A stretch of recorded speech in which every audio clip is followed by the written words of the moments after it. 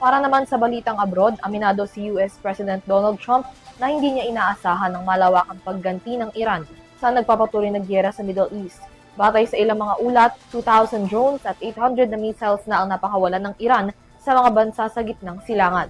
Narito si Son Santiago para sa balita. Ang nagsimula bilang isang sorpresang airstrike noong February 28 ay nauwi na sa mas malawak na tensyon habang pumasok na sa ikatlong linggo ang sigalot sa pagitan ng Amerika, Israel at Iran.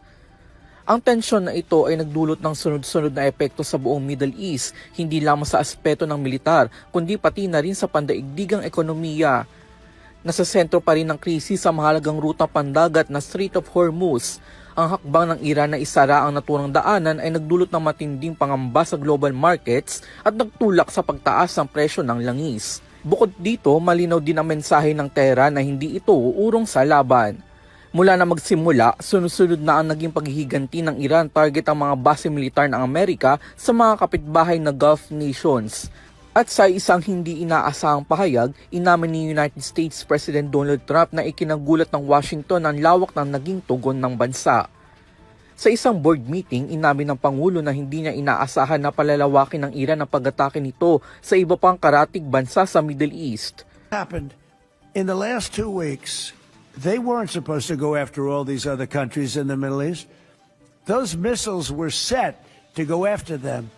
So they hit Qatar, Saudi Arabia, UAE, Bahrain, Kuwait. Nobody expected that. We were shocked. And the other one, they fought back. Ayon sa Institute for National Security Studies, mahigit 2,000 drones at higit 800 missiles na ang pinakawalan ng Iran laban sa iba't ibang bansa sa gitnang silangan. Samantala, patuloy ding tumataas ang bilang ng mga nasawi dahil sa tensyon. Ayon naman sa Human Rights Activist News Agency, aabot na sa 1,400 katao ang nasawi sa Iran, bukod pa sa daan-daang casualty sa iba pang bansa sa Gulf. Samantala, patuloy na itinutulak ni Trump ang pagbuo ng isang international coalition upang bantayan ang Strait of Hormuz at masiguro ang tuloy-tuloy na pagdaloy ng langis doon. Matatandaan na nanawagan na siya sa mga kaalyadong bansa na magpadala ng mga warships upang tumulong sa pagbabantay sa naturang ruta. Ipinabatid ni Trump na may ilang bansa na nagpahayag ng kahandaang tumulong, ngunit wala siyang pinangalanan. Sa kabila nito, ilang mga kaalyado ang nagpahiwatig na hindi sila lalahok sa pagpapadala ng warships. Dahil dito, nagpahayag ng pagkadismaya si Trump at iginiit na dapat tumulong ang mga bansang matagal na umanon nakinabang sa proteksyon ng Amerika. Are very enthusiastic about it, and some are countries that we've helped for many, many years. We've protected them from horrible outside sources, and they weren't that enthusiastic.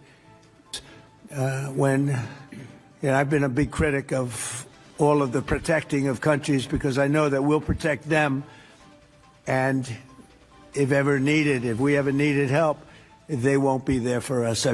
Ayon sa mga ulat, kabilang sa mga tumanggi ang Germany, Spain at Italy, gayon din ang Australia, Japan, Poland at Sweden.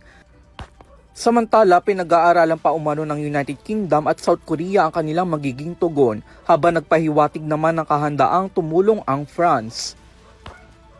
Para sa EuroTV News, ako si Son Santiago, sumasaludo sa bawat Pilipino.